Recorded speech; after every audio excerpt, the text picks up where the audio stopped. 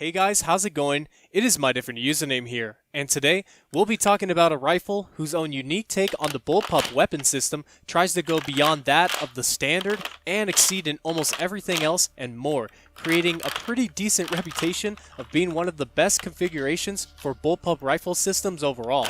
And throughout the years of testing in combat, the rifle has been essentially battle-proven by the IDF and also numerous other countries who have deployed this weapon to their soldiers as well. So, here we have the IWI TAR-21 assault rifle made out of Lego.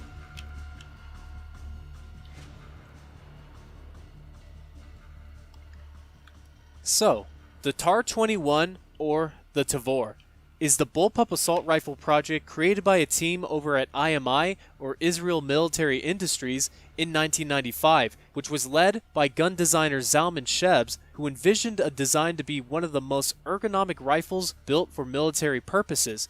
And the process for this weapon is really interesting and even supposedly came from a simple napkin drawing one day, and was even almost called the AAR-90. But slowly over the next 6 years, the rifle progresses to what we see out of it now, completing their first official model of the Tavor in 2001, and later have it manufactured by the newly privatized IWI, or Israel Weapon Industries. Another objective was for this rifle to perform better than that of the M4A1 carbine, and when it passed its trials for the IDF, or Israel Defense Forces, it continued to be used and was later refined in 2003. Following soon, though, were all the new variants for the Tavor that started releasing over time. And in around 2009, eventually these ended up succeeding over the original rifles, taking them out of the need for service overall.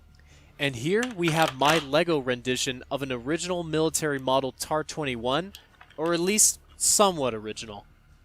Most of the time whenever I build a rifle, it's always based off of something like an image or a 3D model, just something that I could always find and use online to build off of.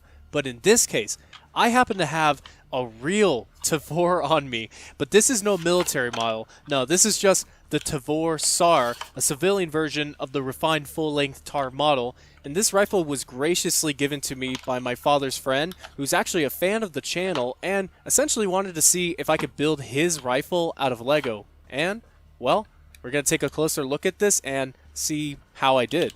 Starting off at the grip here, I've gone with a more ergonomic design that has a central beam running from the bottom of the grip up this assembly and through the fire selector pin, where it's actually clamped shut and can withstand a huge amount of weight from just the rifle, but mostly from the stock. On the bottom and sides of our extended trigger guard are some indentations made into the build of the guard, just like that of the real Tavor, and on the bottom of the grip comes with this little end cap piece that can be easily removed to reveal a storage spot inside the grip to carry small objects like batteries for lasers and even optics. And above that we have its brick-built factory trigger present for the rifle and its fire selector.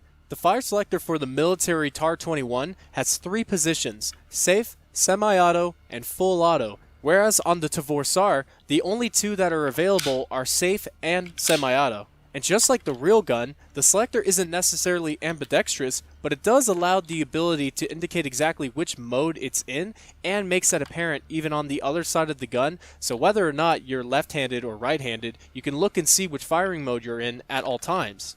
Unfortunately though, the safety on this weapon does not at all interact with the trigger, because I ended up deciding to pick at least some bit of structural integrity over having too much functionality. Moving back a bit, we can turn to the magazine area for the rifle, which was definitely the most challenging mechanism for me to make from this whole build.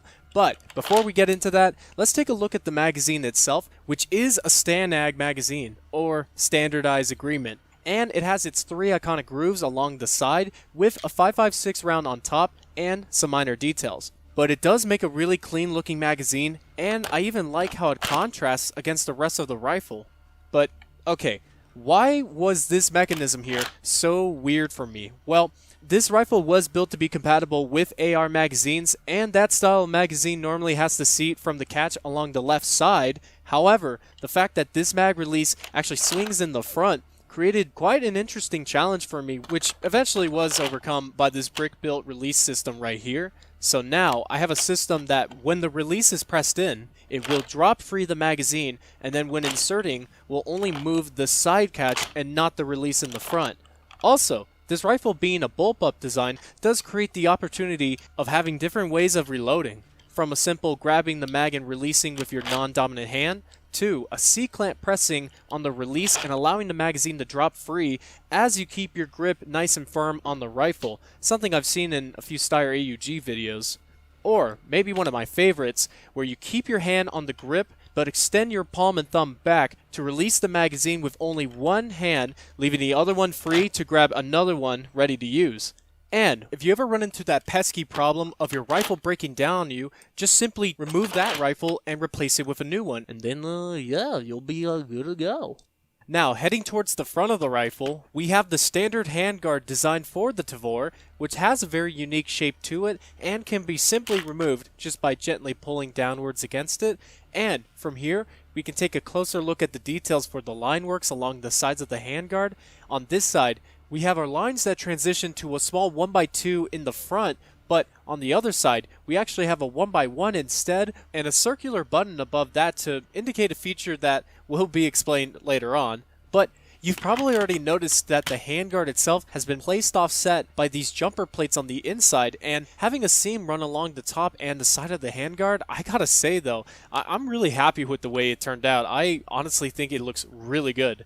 And in front of all this, we actually have our barrel and muzzle brake at the end, meant to represent the same look of the SAR rifle barreling. And in the front of this, the muzzle brake is easily removable and is built to even have its venting above the horizontal axis to help control the gas dispersion while firing. Now, I've always had this concept for universal barrels that can essentially run all kinds of muzzle brake designs and even suppressors. Suppressors like this very basic one I've created right here, but it actually does have the ability to not only slide onto the barrel, but also lock down once it's fastened on. And it reminds me of something like an actual play feature on a Lego set where you could easily swap between the two different parts, and it's just really fun. Scaling back to the stock of the rifle, we could take a closer look at some of the details that were past that of the reloading mechanism for the Tavor, which does include this IWI logo in the back, and some interesting displacements for the cuts and grooves seen in this area of the rifle. And extra details including the trim on the bottom that acts as the flare portion for the magwell, which works great on the real rifle, but unfortunately it doesn't really transfer over to Lego so much. And another aesthetic feature to the stock are these QD points, or quick detach, that you see present on the stock and actually in the front of the gun as well on both sides.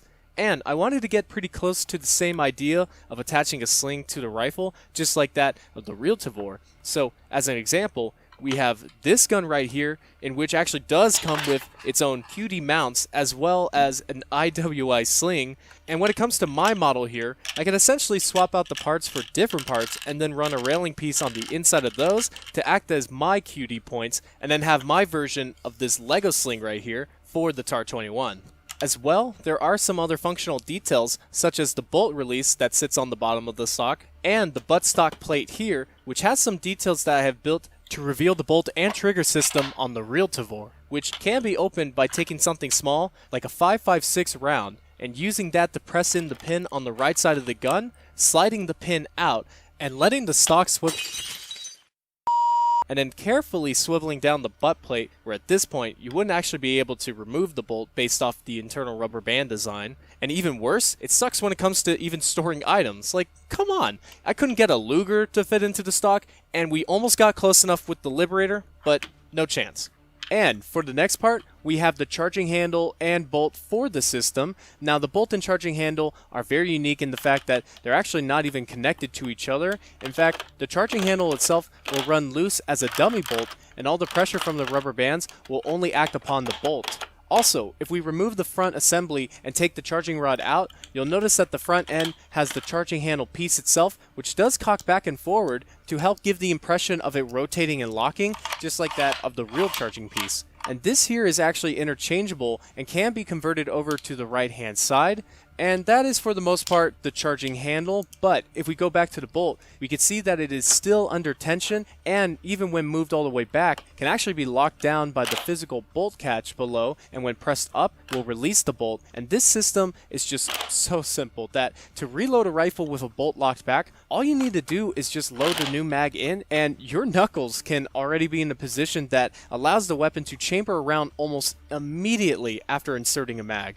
As mentioned before, the charging handle can be converted, but so can the rest of the rifle too, and in fact the rifle is pretty much ambidextrous for the most part, considering the fact that you can use this both as a left-handed rifle and a right-handed rifle. But configuring this rifle to be properly left-handed does take a little bit of setting up first. And the parts that you would normally have to switch out would be the shell ejection cover and the brass deflector on the other side of the rifle, as well as the fire selector and fire selector indicator. Then moving all the way up to the front, we would need to switch out the area in which the charging handle would swap out with the 45-degree rail system attached to the other side. And just like that, we have ourselves a left-handed converted TAR-21, and I gotta say, when it comes to holding a gun left-handed, I don't like this. This is pretty awkward for me, but I will say that if it was a choice of what kind of configuration I would want, I would definitely make the charging handle on the front sit on the left side as well as the fire selector, but what if I also kept the brass deflector on that side as well? Because I don't know why, but this type of look for the rifle kind of just reminds me of that same left-handed gun look that you see in a lot of Far Cry games, which happen to be some of my favorites. And it is just so easy to place the cover back over the shell ejection port, and just like that, now we have a regular old right-handed TAR-21. And finally, we have reached the iron sights for the TAR-21, and these sights are flip-up iron sights that you would normally see on the original military TAR-21 model. They stand pretty tall and are fairly simple to use as well, rated for close-range combat. And, as you've seen before, these can even fold away in the event of adding something else to use besides the iron sights. And right here we have the LEGO Mars sight for the Tavor. So, the Mars sight, or what's also known as the Multi-Purpose Aiming Reflex Sight, is the reflex sight being produced by ITL Optronics, based out in Israel, and they've worked alongside with IWI to help make their revolutionary sight for the upcoming Tavor model. Now this sight right here was pretty tricky to make because of the fact that it just has a lot of things going for it. Like, to turn on the red dot, first you must take this adjustment piece here, normally used to adjust the brightness on the actual sight, remove that from the side, and then placing it inside of this slot will activate the red dot. And the sight picture for the most part isn't necessarily too great either, but considering the fact that we don't have 3-stud wide window pieces available for LEGO either, I guess this was just realistically one of the best things I could do. On the side of the sight, we do have a laser on the inside of this, and that can be turned on by pressing this button here, which can be both held down and toggled to stay on. The cool part is even the fact that the laser and red dot somewhat line up together, which is just awesome and totally unintentional, so I think I got pretty lucky on that part. And on the right side we have the battery container for the Mars sight, which would normally hold that of the single AA battery for the real one. However, my reflex sight here only contains that of a red power brick and a little laser module that I bought from Walgreens. Now, this sight is currently attached to the rail cover and is normally equipped to the rifle, but it can also be removed as well, and here we can see more of the rail system on top of that, the rear sight piece, and its gas cylinder. With this piece off, now we can actually take a look on the inside of the gun, and you can see the detail of these 4 slits, both cut into the sides of the gun, and the rod on the inside. We can even replace this original cover with another cover, which does happen to be this more modernized full-length rail system.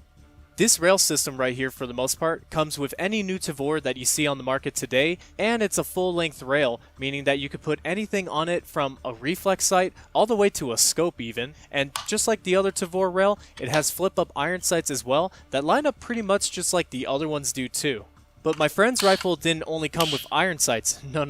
This rifle even came along with its own EOTech EXPS mounted to the very top of the rail, and here we have the holographic sight with all its detail and its very famous reticle. So of course I couldn't just not make the holo, so here we have my rendition of the sight made out of LEGO, and I really did want to get everything pretty close to the real one.